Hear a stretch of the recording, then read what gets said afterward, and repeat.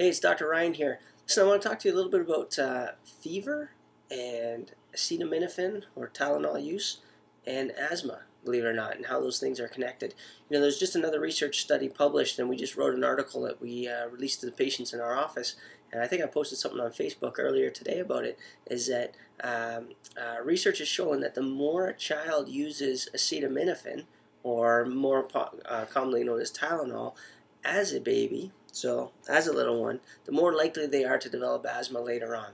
And what happens is this: if you think about it logically, when a child has a fever, you know, we're so scared into, that fevers are bad, and you hear it all the time, and it's really put out there by the people that actually make the medication, the antipyretics or the anti-fever medication that's out there. When you think about it, a fever is the body's own attempt to heal something that's going on the inside. So this is this little guy here. He just had chickenpox, and he's got a couple spots still clearing up here. And as he was fighting off the chickenpox virus, his body developed a fever, which is absolutely normal.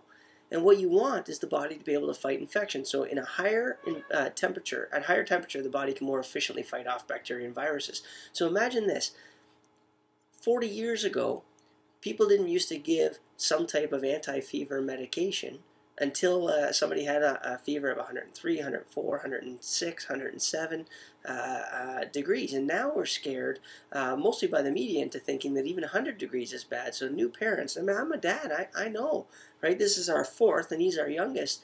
I know that every time that our child has a fever, their body's responding to the environment, and I don't enjoy that they're uncomfortable, but I know they're going to be happy and healthy in the long run for having had that fever. Imagine now you get a bacteria or virus and you have no fever.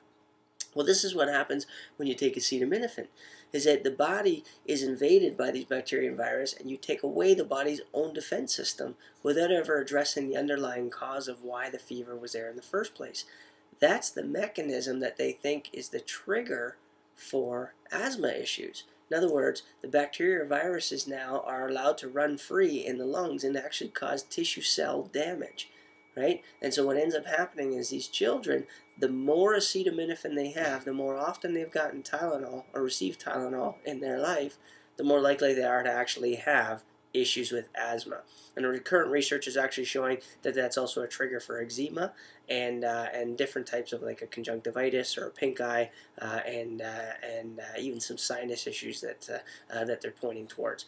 And they've known this for a long time. I just said this to a nurse actually this morning. So after I finished her adjustment, she's been a nurse for 30 some odd years, and she just said, yeah, you know, we've known all along that if somebody has a breathing issue, we don't give them Tylenol without closely watching their breathing patterns afterwards, because Tylenol always makes the asthma worse. And so oftentimes she was saying that they would give Tylenol and a steroid at the same time, to steroid to help increase the breathing that the Tylenol would have shut down. And I thought that was very interesting.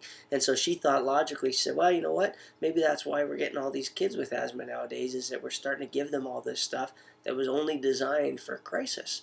And then as she says, but what do I know? I'm just a nurse. I only see hundreds of people a week. So I thought she was pretty funny that way. But it's true. We need to actually think twice before taking this stuff. We need to understand that doing so actually causes long-term stress on the lungs. And I'm like mesmerized by this little guy. You smile? Maybe not. Right? Don't be giving these guys acetaminophen. It's not safe for them now. It's not safe for them years in the future. You want them to grow and be as healthy as possible. Right, Jake?